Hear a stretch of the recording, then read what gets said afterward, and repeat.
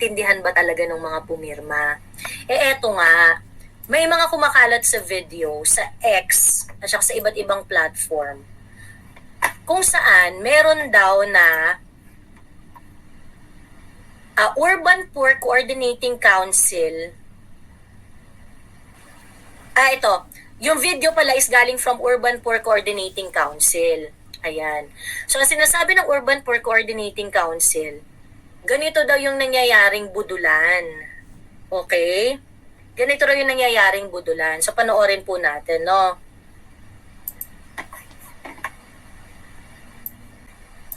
Kinig na tayo. May explain na lang natin. Ito po yung form na ito para ito sa kinakalap ng ating mahal na congressman na signature campaign. Para saan po yung signature campaign?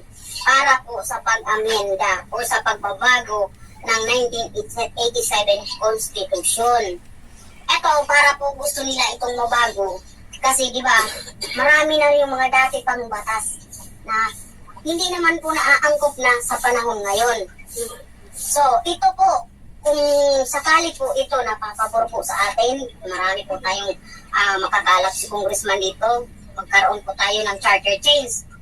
Malaking tulong po ito sa atin. Bakit?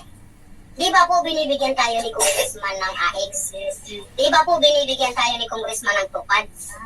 Ang AX po ba at tupad batas ngayon? Wala pong batas, di ba?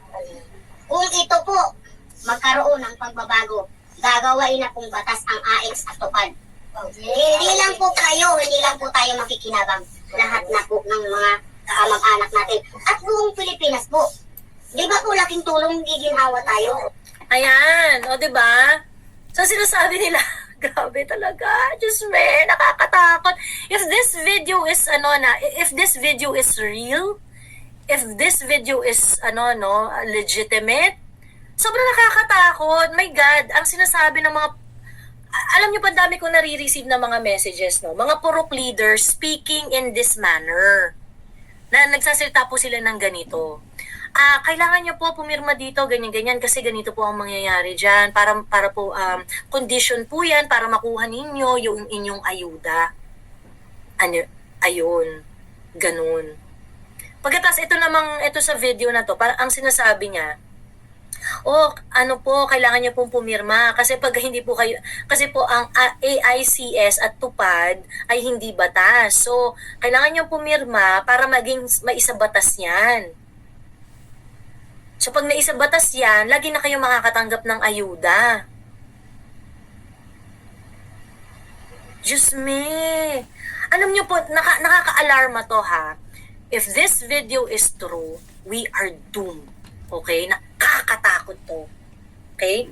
So we all need to do our job to inform everyone, kapitbahay nyo, kaibigan ninyo, or whatsoever.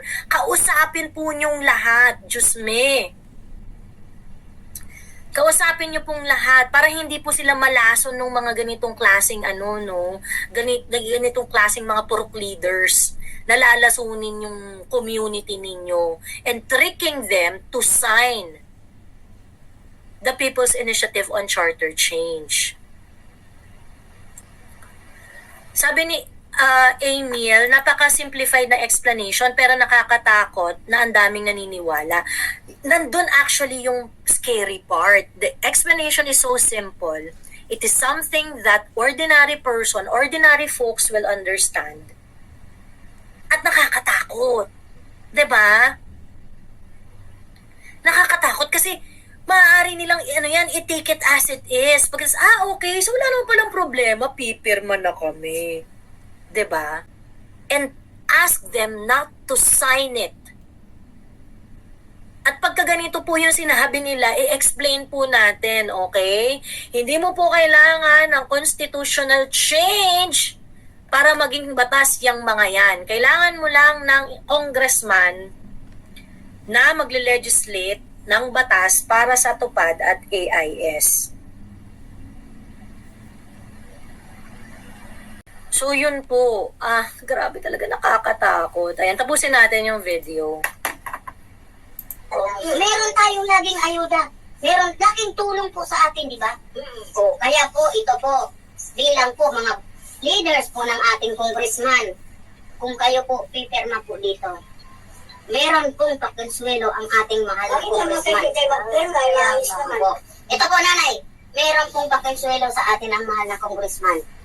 Bibigyan po tayo ng AX. O, diba? Yan. Ito po. O ayan, nag-celebrate na sila. Dahil magbibigayan na raw ng AX. Diyos me. Teka ha. Ito yon. Kung saan, tinanong ko doon, na totoo ba na kapag ikaw ay congressman at gusto mong ilaban ang constitutional change, may pinapamigay daw kasi na 5 million, approximately ito yung amount.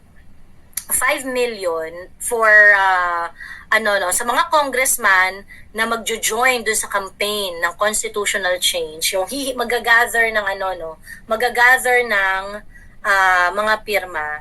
5 million makakakuha sila for the AICS program. 10 million for the DSWD. Tapos 5 million for TUPAD. Okay, so 20 million all in all. If you are going to participate in getting signatures, makakuha sila ng funding para dun sa tatlong yon.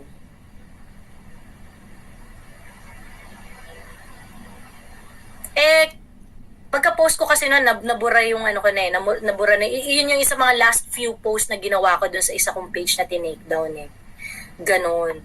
So, grabe, sobrang nakakadiri, kasi, ang tawag dito, diba?